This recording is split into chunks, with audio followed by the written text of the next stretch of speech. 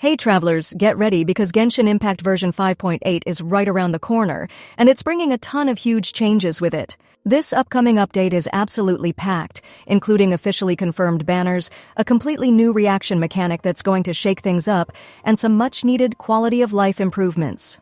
You'll definitely want to stick around until the very end, because we're also going to dive into some freshly surfaced leaks from yesterday, featuring an enigmatic new character, the unveiling of a brand new region, and some sleek new outfit additions. So let's start by unpacking everything officially confirmed for 5.8. Make sure to mark your calendars, because the special program Livestream has been locked in for July 18th, and it comes with a few delightful extras. 3 redemption codes, each worth 100 Primogems, will be released during the stream, totaling a generous 300 Primogems. Just a heads up though, these codes have limited time validity, and you'll need to claim them within a few days. I'll be sure to post them all as soon as they drop, so make sure you're subscribed so you're ready when the moment comes. Out of Primogems? Don't worry, I've got a way to save money and get double the Genesis crystals. This is LootBar.gg. It works just like the in-game top-up system, but with up to 25% off, and new users even get a 10% extra discount using the link in the pinned comment. See this? The regular $100 pack only costs $85 on LootBar, and each update they release an exclusive $77 bundle available for your first purchase every version. All you need is your UID, no password, no login. Just pick your bundle, select your server, enter your UID, and your crystals get delivered in seconds. LootBar has awesome reviews. It's fast, secure, and trusted by tons of players. If you're planning to recharge for Genshin Impact, Star Rail, or Wuthering Waves, don't waste your money. Click the link in the description or pinned comment and top up now with LootBar. Safe, fast, and way more affordable. One of the biggest additions in this update is a fresh 5-star Electro character named Ineffa, who has already generated a considerable amount of buzz.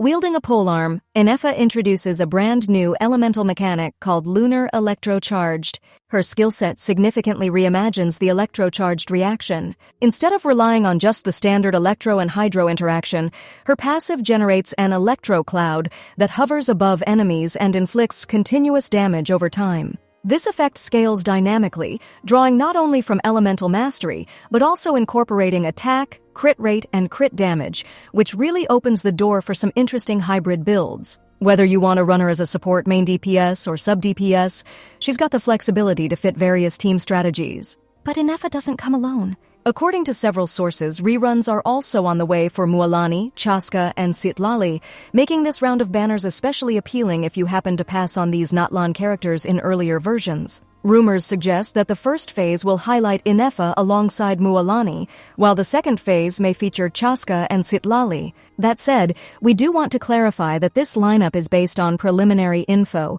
The actual sequence of banners could shift, and we'll get final confirmation during the upcoming live stream. So if you're thinking about pulling, let me know in the comments below which character you're saving your Primogems for. Now let's shift our focus to some exciting new content in the world itself. The Mare Javari, also known as the Ashen Sea, is breathtaking in a haunting way, described as a landscape painted with volcanic ash, flowing lava streams, and a crimson sky overhead. Picture a dystopian world straight out of a post-apocalyptic epic. Above it all, Bennett's constellation is said to glow prominently in the night sky. And directly below that astral symbol is a brand new boss arena, where you'll confront Bakunawa, a formidable enemy described as having multi-phase combat mechanics, environmental lava hazards, and major Primogem drops upon defeat.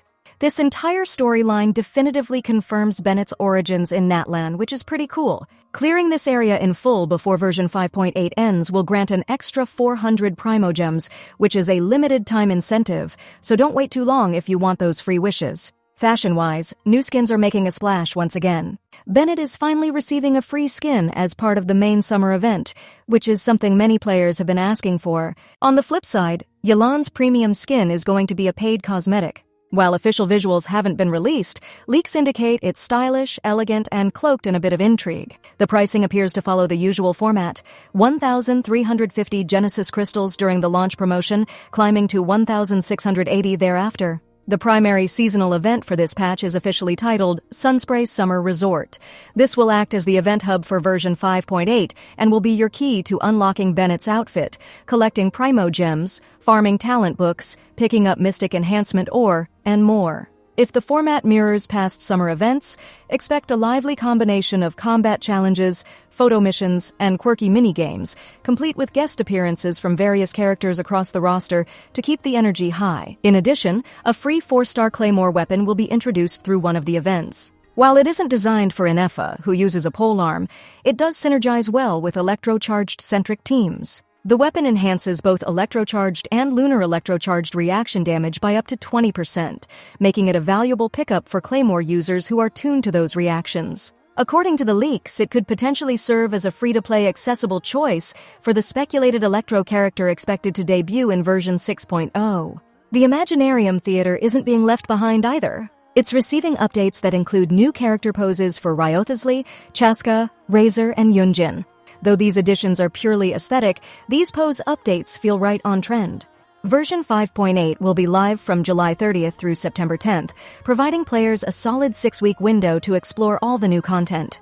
If you're a free-to-play player participating in daily commissions, event activities, and Spiral Abyss challenges, you're looking at a projected haul of roughly 12,580 Primo Gems, which is enough for about 78 wishes. A deeper breakdown of this calculation, along with strategies for saving and spending optimally, will be coming in a future video, so make sure to keep an eye out for that. As for quality of life improvements, several useful tweaks are on the way.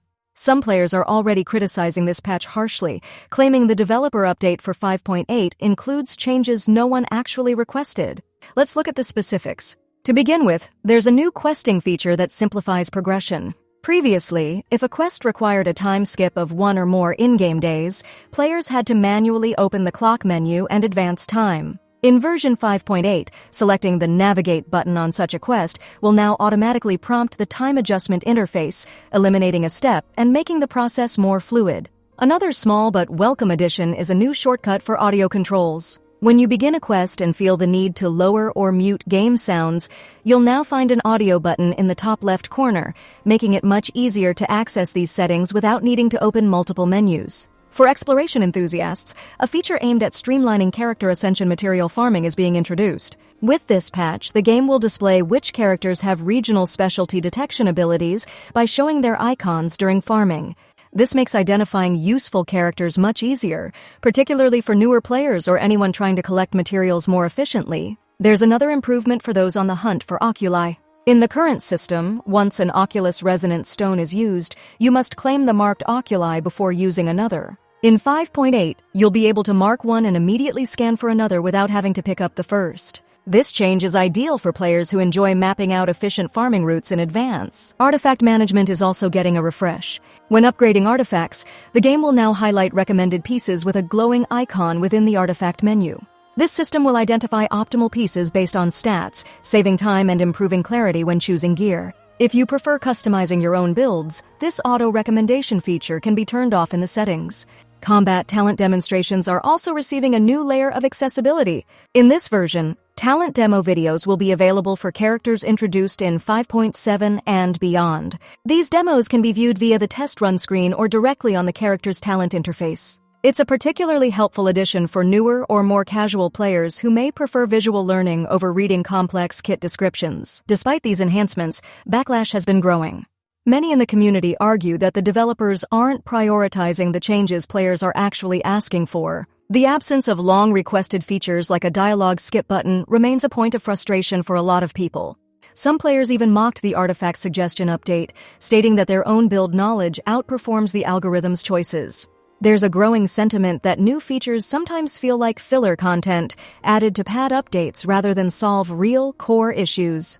Still, looking at the bigger picture, with Ineffa's exciting gameplay, the return of fan-favorite characters, summer-themed events, and the lingering excitement around the upcoming version 6.0, Genshin Impact is definitely entering a thrilling new chapter. And there's still time for HoYoverse to surprise us during the live stream. So tell me, what are you most eager for in version 5.8? Is it the arrival of Ineffa and her innovative electromechanics, the last area of Natlan opening up, or maybe the long-awaited narrative spotlight on Bennett?